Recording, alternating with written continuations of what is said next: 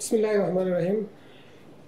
সাংবাদিক বন্ধুগণ, আসসালামু আলাইকুম। আমি আপনাদের সকলকে প্রথমে স্বাগত জানাচ্ছি এবং শুরুতেই আপনারা জানেন যে বিগত যে ডাকসু নির্বাচন ছিল সেখানে আমাদের সবার প্রিয় একজন সাংবাদিক তরিকুল ইসলাম শিবলি, যিনি ডাকসুর নির্বাচনকালীন সময়ের সংবাদ কালেকশন করার সময় হার্ট অ্যাটাকে বা স্ট্রোকে শাহাদাত বরণ করেন। আমরা শুরুতেই তার রুহের মাগফিরাত কামনা করি এবং তার সন্তপ্ত পরিবারের প্রতি সমবেদনা প্রকাশ করে আজকের এই সংবাদ সম্মেলন শুরু করছি।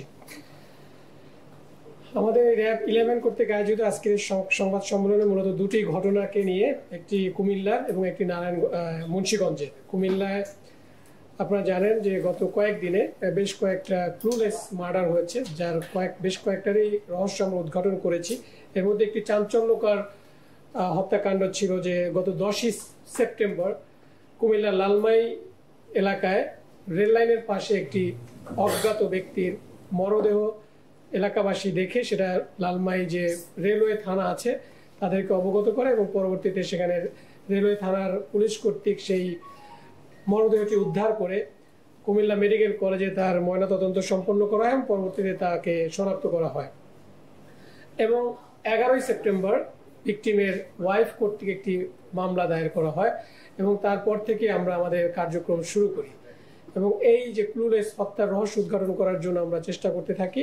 এবং তারই প্রেক্ষিতে গতকাল আমরা প্রথমে এই যে ভিকটিম, যিনি ভিকটিমের পূর্বের ভিকটিমের ওয়াইফ, সাবেক ওয়াইফ ফাতেমা, যার সাথে ডিভোর্স হয়ে যায় বিগত 2-3 মাস পূর্বে, তার যে বাবা এবং এই তার ওয়াইফেরও সৎ বাবা, তাকে প্রথমে অ্যারেস্ট করা হয় এবং তার দেয়া তথ্য অনুযায়ী পরবর্তীতে আমরা এই হত্যাকাণ্ডের সাথে জড়িত অন্যতম আসামি এই ভিকটিমের নাম দুলালের স্ত্রী ফাতেমা, এই ফাতেমার যে দ্বিতীয় স্বামী হাশেম, তার শাশুড়ি এবং তার স্ত্রীকে ঢাকা যাত্রাবাড়ি থেকে অ্যারেস্ট করা হয় এবং পরবর্তীতে আর একটা অভিযানে এর সাথে সংশ্লিষ্ট আরও 2 জনকে, তাজুল এবং মফিজ নামে, যারা সরাসরি এই হত্যাকাণ্ডের সাথে জড়িত ছিল, তাদেরকেও অ্যারেস্ট করা হয়। তো এই হত্যাকাণ্ডের সাথে জড়িত 7 জনের ছিল এবং 7 জনকে আমরা গতকাল বিভিন্ন ফলো আপ অপারেশনের মাধ্যমে তাদেরকে অ্যারেস্ট করা হয় এবং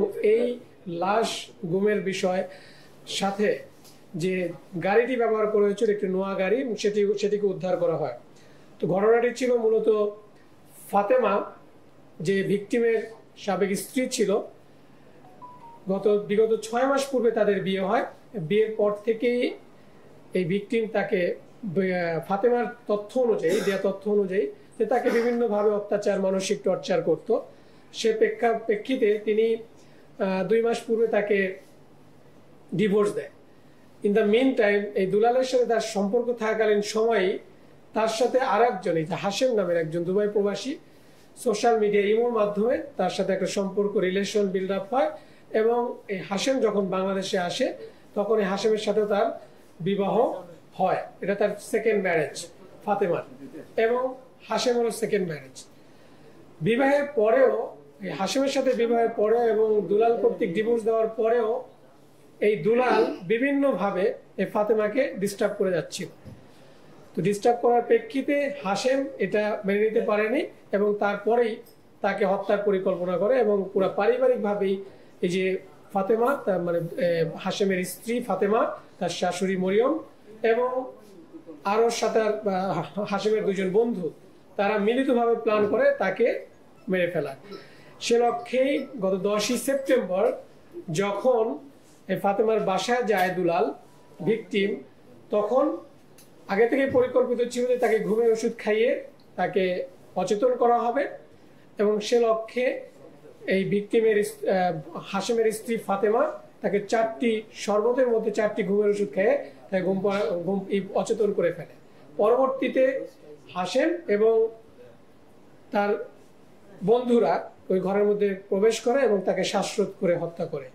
এই হত্যার সাথে সংশ্লিষ্ট যে 7 জন ছিল, আমি অলরেডি তাদের কথা বলেছি এবং প্রত্যেককেই অ্যারেস্ট করা হয়েছে এবং তাদের বিরুদ্ধে আইনানুগ ব্যবস্থা প্রক্রিয়াধীন রয়েছে এবং তাদের নামে মামলাও হয়েছে।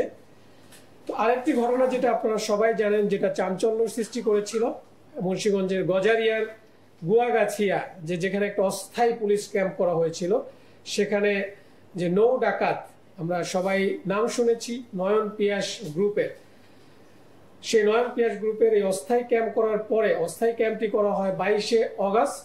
এখানে তারা এই ক্যাম্পের উপরে হামলা করে 25শে অগস্ট, এবং খুব দুর্ধর্ষভাবে, খুব বাজেভাবে পুলিশ ক্যাম্পের উপরে তারা হামলা করে, এবং তার প্রেক্ষিতেই আমরা কার্যক্রম শুরু করি। ইতোপূর্বেও আমরা এই ঘটনার সাথে সংশ্লিষ্ট এবং অন্যতম শীর্ষ ডাকাত, যার মদদেই মূলত এই ডাকাতি কার্যক্রম এবং এই মেঘনা নদী, মেঘনার মোহনা এবং গুয়াগাছিয়া, মত্তব, চাঁদপুর কেন্দ্রিক যে ডাকাতিগুলো হয়ে থাকে, তার সাথে সংশ্লিষ্ট যে রিপন সহকারে আরো 6 জনকে আমরা ইতিপূর্বে গ্রেফতার করি, এবং আজকেও আমরা যাকে অ্যারেস্ট করেছি সে এই নয়ন পিয়াসের আপন খালাতো ভাই, এবং যার নামেও 30টি মামলা রয়েছে।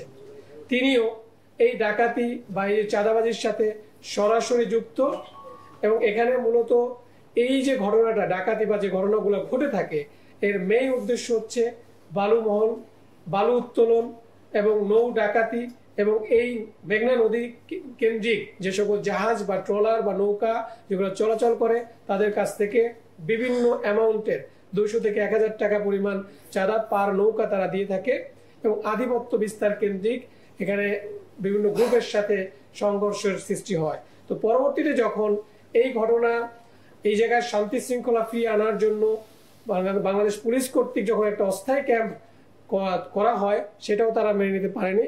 তার প্রেক্ষিতেই এখানে কিন্তু এই পুলিশ ক্যাম্পের উপরে হামলা করে, এবং এর সাথে এটা একটা মামলা হয়। মামলায় প্রায় 20 জনের নামে 20 জন এবং আরো প্রায় 10 থেকে 15 জনের নামে অজ্ঞাতনামা হিসেবে মামলা করা হয়। সেই মামলার অলরেডি আমরা 7 জন অন্যতম আসামি, যাদের প্রত্যেকের নামে প্রায় 30টা 25টা করে, মানে 20-এর অধিক মামলা রয়েছে। আজকে যাকে আমরা গ্রেপ্তার করেছি তাকে একটি অস্ত্র এবং তার যে আস্তানা থেকে বিপুল সংখ্যক ম্যাপ, যে তার এরিয়াটা কোন এরিয়ায় তার আধিপত্য বিস্তার করবে, কার এরিয়া, এই দলের এরিয়াটা কোনটা, সেরকম ম্যাপ, তারপরে আমরা টাকা গোনার মেশিন এবং আরো বেশ কিছু আলামত সহকারে তাকে আইনের আওতায় আনা হয়, এবং এর বিরুদ্ধেও আমাদের পরবর্তী যে আইনানুগ যে ব্যবস্থা সেটা প্রক্রিয়াধীন রয়েছে। এই ছিল আমাদের দুটি ঘটনার মোট কথা।